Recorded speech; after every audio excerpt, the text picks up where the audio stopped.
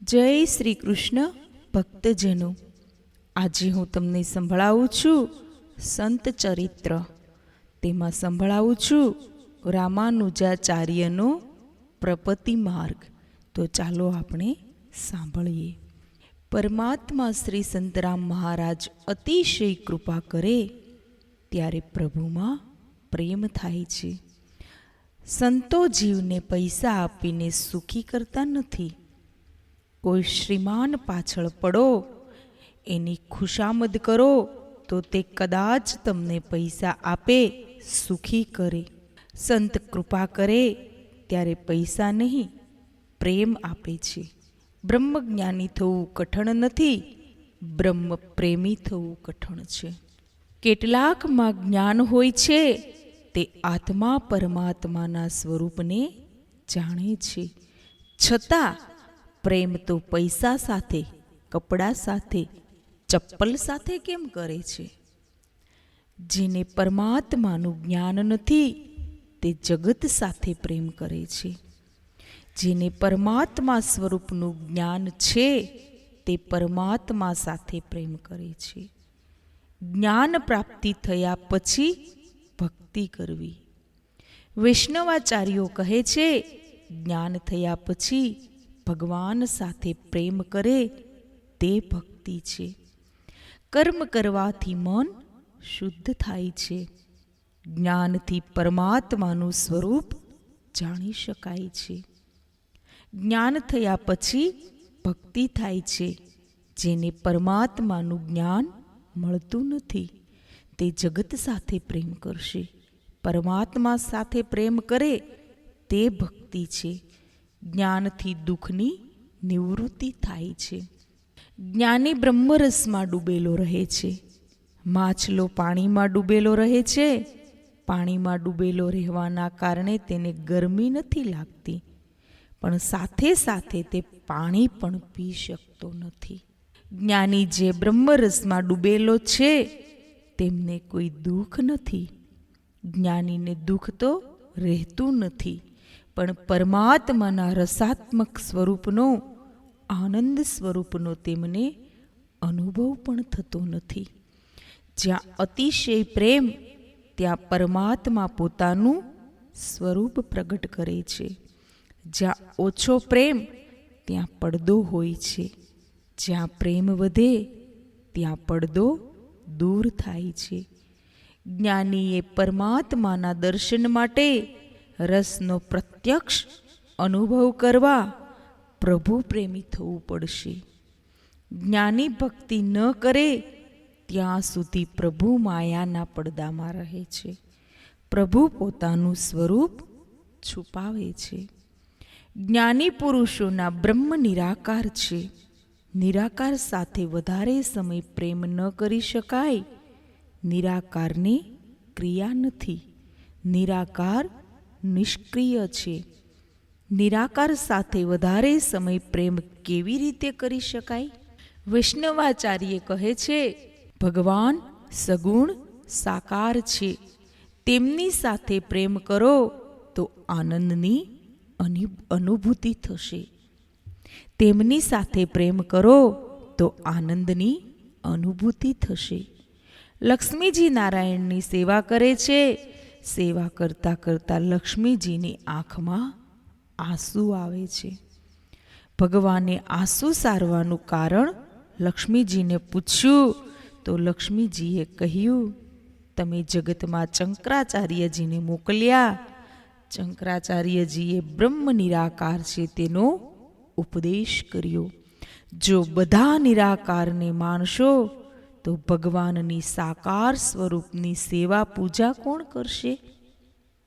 જ્ઞાનીઓએ મન પરમાત્મા સર્વ શક્તિમાન છે, સર્વાધાર છે. આવા પરમાત્માને નાનકડી મૂર્તિમાં માનવા તે બ્રહ્મ છે. જ્ઞાનીઓએ સેવા પૂજા ભક્તિનો લોપ કર્યો છે. જ્ઞાનીઓ બ્રહ્મજ્ઞાનની વાતો તો બહુ કરે છે, પરંતુ ભક્તિ કરતા નથી. શ્રી લક્ષ્મીજીએ ભગવાનને કહ્યું, આ જ્ઞાનીઓ આત્માની, બ્રહ્મની માત્ર વાતો જ કરે છે તે મને ગમતું નથી. શંકરાચાર્યજીએ ભક્તિને ગૌણ કરી, જ્ઞાનની પ્રધાનતા આપી. નિરાકાર બ્રહ્મ વિના બીજું બધું મિથ્યા તેમ કહ્યું. એમણે પૂજા ભક્તિને મિથ્યા કહી. શ્રી લક્ષ્મીજીને ખિન્ન થયેલા જોઈ નારાયણે લક્ષ્મીજીને શું ઈચ્છા છે તેમ પૂછ્યું. શ્રી લક્ષ્મીજીએ ભગવાનને જ્ઞાન કરતા ભક્તિને શ્રેષ્ઠ કરવા કહ્યું. શ્રી લક્ષ્મીજીએ શંકરાચાર્યજીના બ્રહ્મ સત્ય, જગત મિથ્યા ગમતા નથી. ભક્તિ સાધ્ય છે, જ્ઞાન સાધન છે. લક્ષ્મીજીએ ભગવાનને એવું કહ્યું કે જગતને એવું સમજાવો કે સગુણ સાકાર સ્વરૂપ સત્ય છે.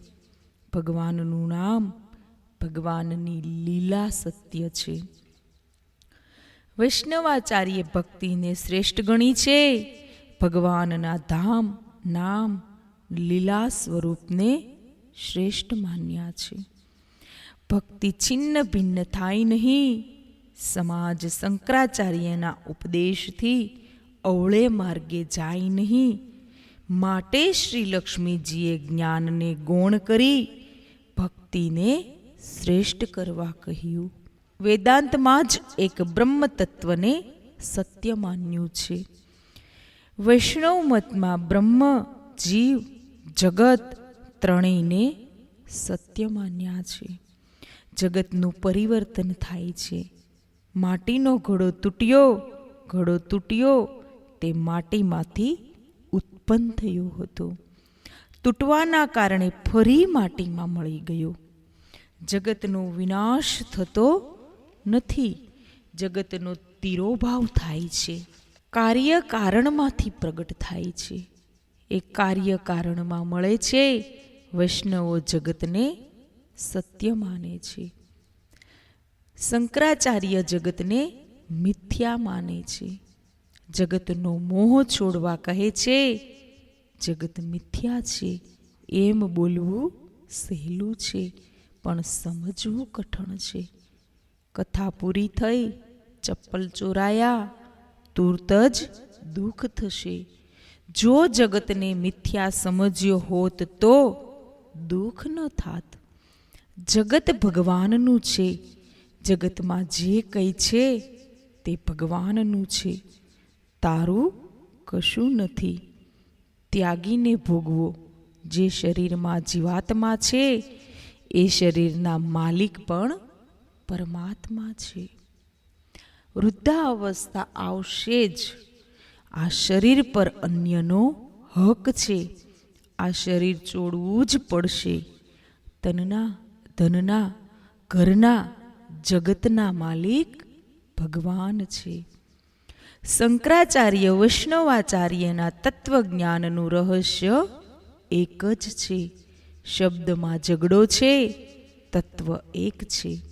કોઈ પણ નિમિત્તથી જગતનો મોહ છોડી ભગવાનને ભજો. ભગવાનની સેવા, ભગવાનની ભક્તિ કરવાથી દુઃખની નિવૃત્તિ થાય છે. આનંદનો અનુભવ ભક્તિથી થાય છે. જ્ઞાનીએ કંઈ કરવાનું રહેતું નથી. જ્ઞાની બ્રહ્મરસમાં ડૂબે છે. જ્ઞાની આ બ્રહ્મરસનો અનુભવ ભક્તિથી કરી શકે છે. જ્ઞાન સાધના છે, ભક્તિ સાધ્ય છે. આનું પ્રતિપાદન કરવા લક્ષ્મીજીની પ્રાર્થનાથી ભગવાને આ જગતમાં વૈષ્ણવાચાર્યોને મોકલ્યા છે. તુકારામ ભક્ત છે, દાસ્ય ભક્તિ છે. હું ભગવાનનો સેવક છું. ભગવાન મારા માલિક છે તેમ તે માને છે. સંતો નિત્ય ભક્તિ કરે છે. નિત્ય ભગવાન નામ જપે છે. જેવા પૂજા એ ભક્તોનું જીવન છે. સેવા એ જીવન અને નામ એ ભોજન. આ ભક્તોની સ્થિતિ છે. ભગવાનના ધામમાં કામને પ્રવેશ નથી. ત્યાં કાળ આવી શકે નહીં. ત્યાં નિત્ય આનંદ હોય છે. નારાયણ જ્યાં વસે છે તે વૈકુંઠ ધામનું અને શિવ જ્યાં વસે છે તે કૈલાસ ધામનું વર્ણન વેદોમાં છે. ભક્તિ દ્વારા ભક્તો ભગવાનના ધામમાં જાય છે. માનવ શરીર મળમૂત્રના આધારે ટકે છે. ભગવાનના શ્રી અંગમાં મળમૂત્ર રુધિર નથી. ભગવાનના ધામમાં જે જાય તેને ભગવાનનું જેવું દિવ્ય શરીર મળે છે. માનવ શરીર દુર્ગંધમય છે. માનવ શરીર જેવી બીજી કોઈ મેલી વસ્તુ નથી. માનવ આ દુર્ગંધમય શરીરને સુંદર સમજે છે. તેના જેવું બીજું કોઈ અજ્ઞાન નથી. ભગવાનનું ધામ સ્વરૂપ અલૌકિક દિવ્ય છે.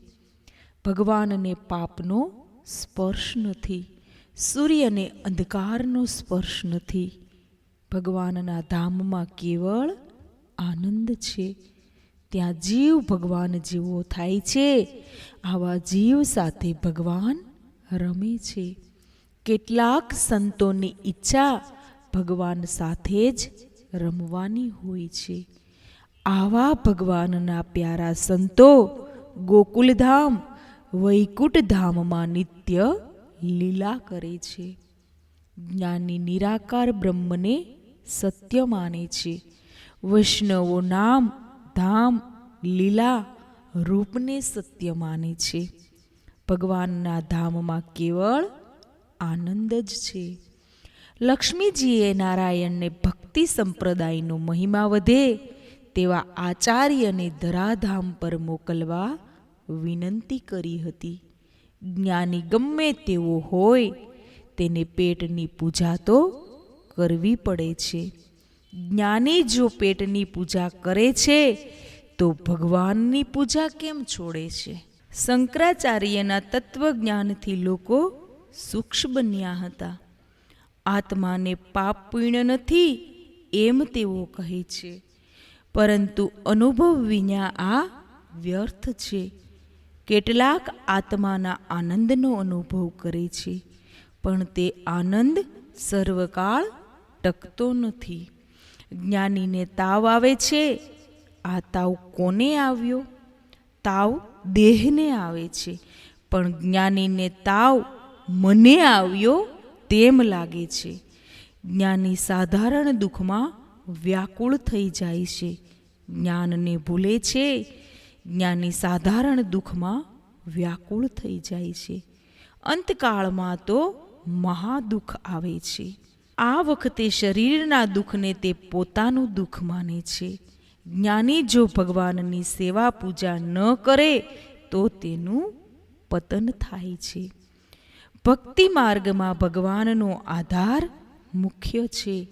માનવ ભક્તિ માર્ગનો ઉપાસક હોય, ભગવાનની સેવા પૂજા કરતો હોય અને તેનું પતન થાય તો ભગવાન બસાવે છે.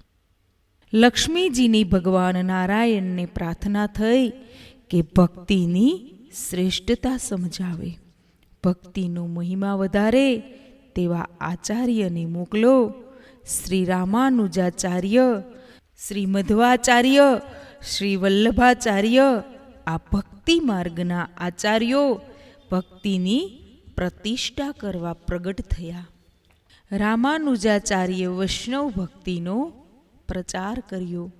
દાસ્ય ભક્તિ પ્રબોધી. જીવ દાસ છે.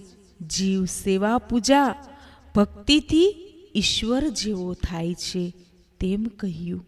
જીવમાં ઈશ્વર જેવા સદ્ગુણ આવે ત્યારે જીવ ઈશ્વરના જેવો થાય છે. જીવ ઈશ્વર ન થઈ શકે. જીવ ઈશ્વર જેવો છે, ઈશ્વર નથી. આ વૈષ્ણવ મત છે.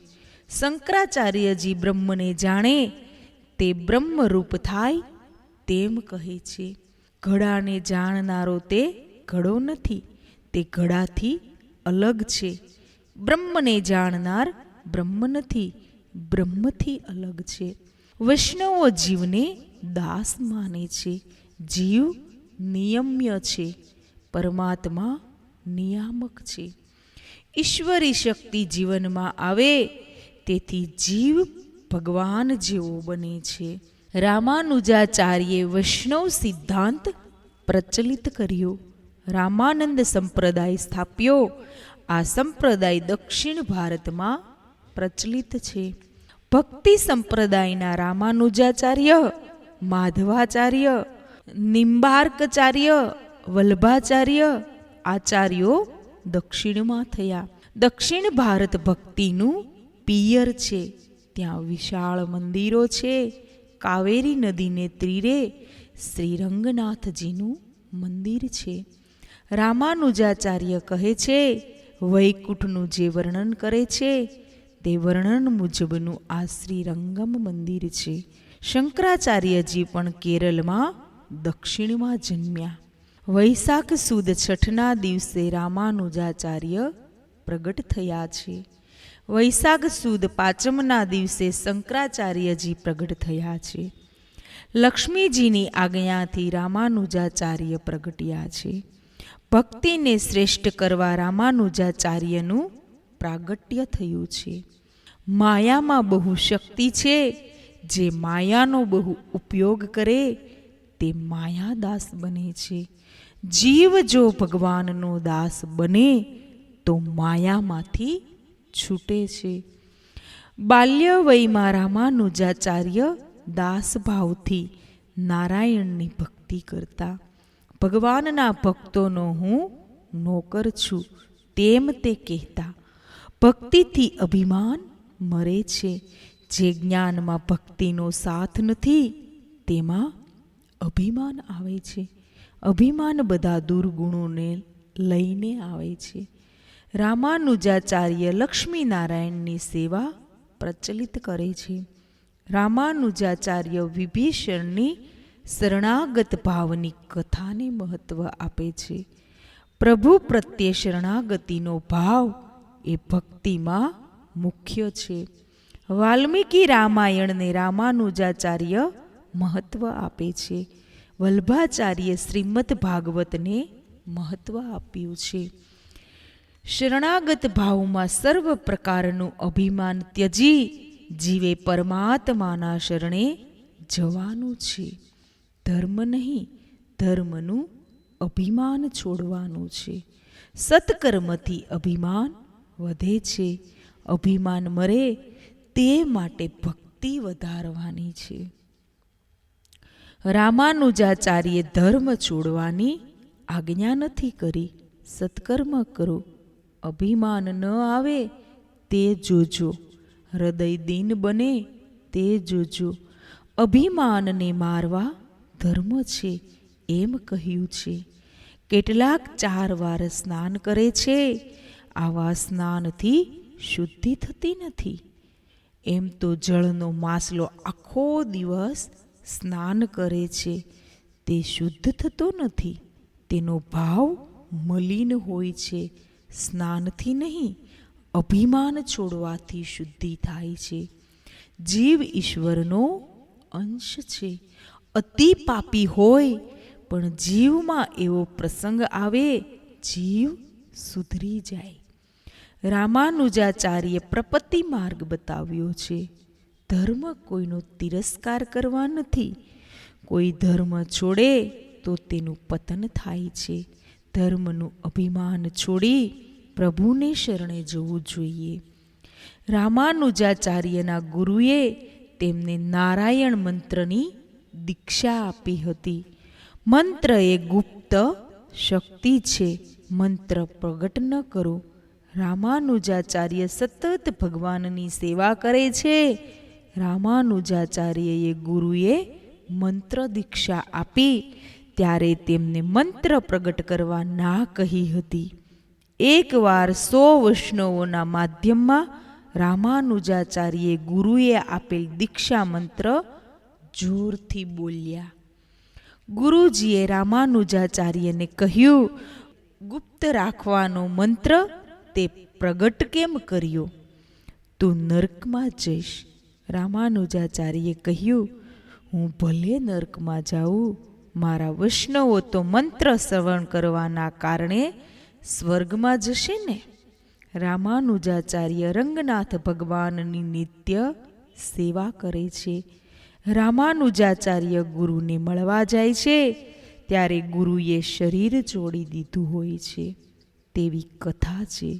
ગુરુની 3 આંગળીઓ બંધ હતી, તે ક્રમશઃ ખુલે છે.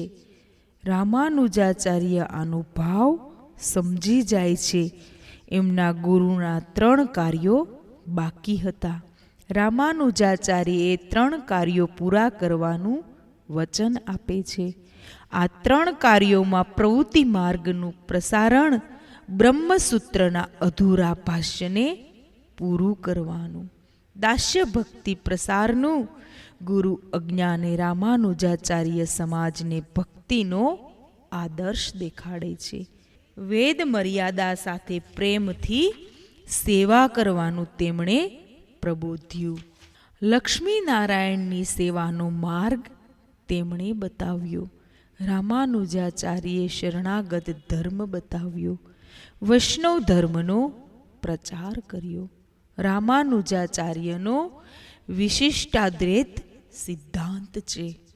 શરીરમાં જીવ છે, જીવમાં ઈશ્વર છે.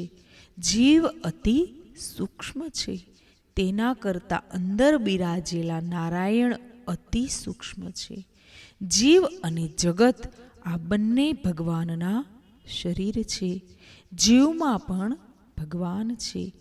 જીવ ભગવાનનો દાસ સેવક છે. જીવ નિયમ્ય, ભગવાન નિયામક છે. જીવ એ ભગવાનનું શરીર છે. જગત પણ ભગવાનનું શરીર છે. બંને વિશિષ્ટ તત્વ એક છે. જીવમાં નારાયણ, જળ પદાર્થમાં પણ નારાયણ છે. યવન દિલ્હીમાં ભગવાનનું જે સ્વરૂપ પૂજાય છે તે લઈ આવે છે. 1000 વૈષ્ણવો સાથે રામાનુજાચાર્ય દિલ્હીમાં આવે છે. યવન પાસે ભગવાનનું સ્વરૂપ છે, તે પાછું માગે છે. યવન કહે છે, રામાનુજાચાર્યની સેવા પૂજા આરતીથી ભગવાનનું સ્વરૂપ તેમની ગોદમાં બેસે તો પોતે આચાર્યને માને.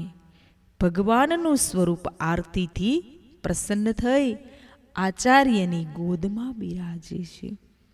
ભગવાનના આ સ્વરૂપને ત્યારબાદ રામાનુજાચાર્યે શ્રી રંગનાથમાં પધરાવ્યું છે. જે ભગવાનને પ્રસન્ન કરે છે તે બધાને પ્રસન્ન કરે છે. જગતનું પાલન પોષણ કરનાર ભગવાન નારાયણ છે. ઘરનું કામ કરતા કોઈ યાદ ન આવે, પણ જ્યાં માળા હાથમાં લીધી એટલે સગા વગેરે યાદ આવે છે. મનુષ્ય પ્રભુ સ્મરણ કરવા બેસે છે ત્યારે તેને ભોગવેલા વિષય સુખનું સ્મરણ થાય, એટલે ભગવાનનું વિસ્મરણ થાય છે. વાસનામાં ખેંચાયેલો જીવ અંતરાત્મા ના પાડે તો પણ પાપ કરે છે. અનેક વાર વાસનાના વેગમાં જ્ઞાન વહી જાય છે, ત્યારે પાપ થઈ જાય છે.